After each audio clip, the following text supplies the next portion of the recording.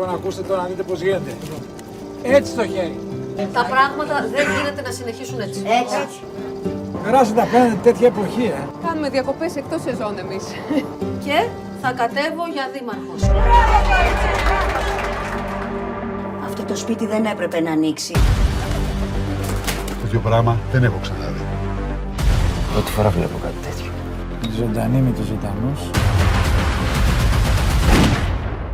Και οι πεθαμένοι με τους πεθαμένους. Καλά είναι να μάθει ο άνθρωπος να ξεχνάει. Και αν δεν θέλει να ξεχνάει, δηλαδή.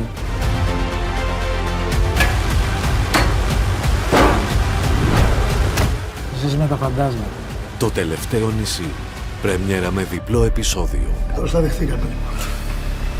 Κυριακή 8 Φεβρουαρίου στις 10 το βράδυ. Στην Ερτένα.